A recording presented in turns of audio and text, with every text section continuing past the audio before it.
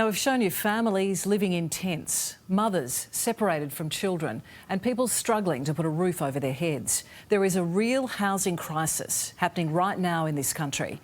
So you can understand the frustration when perfectly good public housing is sitting empty for more than a year. It makes me feel like I can't really provide properly for my children. It's overwhelming. Domestic violence, hardship, homelessness. This young mother's sadly lived it all. It's home for now, like sort of thing. It's a roof.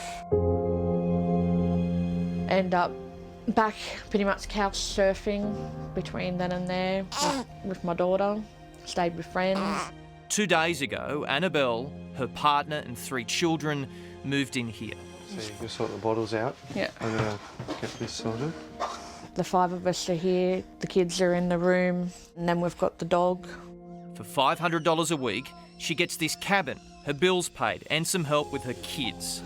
But Annabelle knows it's unaffordable long term. The mum has lived in caravans, couch surfed, been in emergency accommodation and is still waiting for public housing. And that's all by the age of 35. Half the time I don't know if I'm coming or going. So how long have you been waiting for? Well, I've been trying to sort that out for a long time now. Like even before I had the kids, it could be like 2 or 3 years now. Person thing, it could be longer. That long you can't even remember. Annabelle's even been classified a priority. I pretty much get told that they've got nothing available at this present stage. Even now they're saying that there's 6 months wait for just to try and get anywhere at the moment, but it could be even longer. Sadly, there are so many priority cases. 2 years, 10 years, what a lot of rubbish. There's plenty of houses around, I know there is. The desperation we saw in our recent story on public housing triggered a frustrated response. Get off your backside and do something for these people.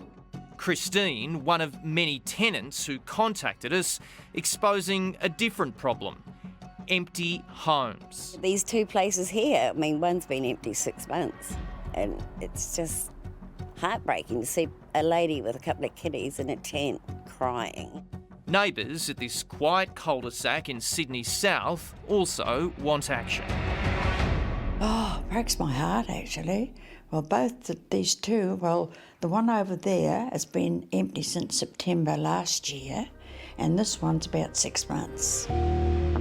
Cecily says she's part of a system that's broken. People are waiting years and years. So I think I was lucky, I only had to wait 6.5 years. I was very fortunate. Down the road in Brighton Les Sands, residents show us this 3-bedroom public housing apartment. They say it's been empty for 5 months.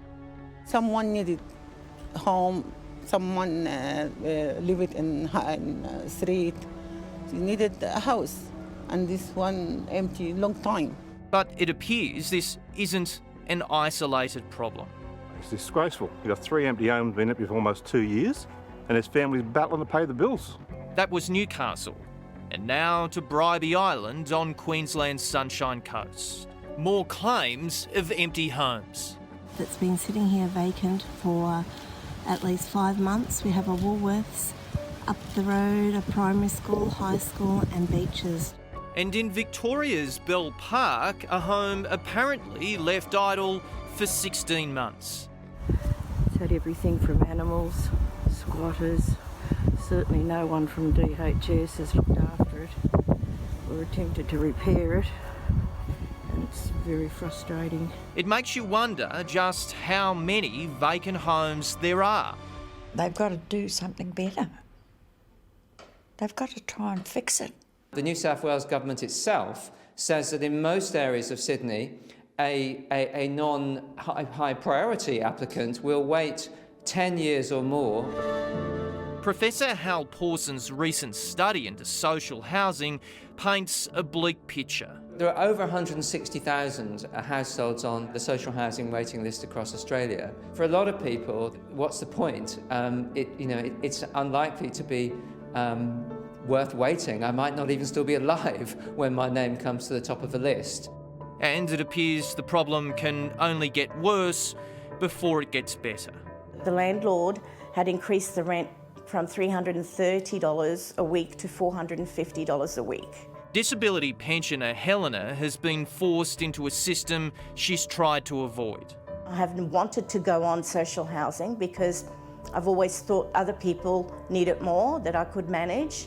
But at this stage now, I can't afford to move every 6 months or a year or whatever. In her state of Queensland, the public housing waiting list has grown 78% since 2017.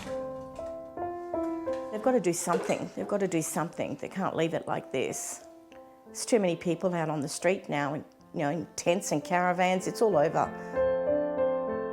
I've been pushed to the limit where I've been through so much, and all I just want to do is just settle down and know that I've got somewhere for them to pretty much sleep at night, and they can go play in the backyard. Yeah, it's such a big problem. We contacted the housing authorities in each state for comment. Their responses are on our website.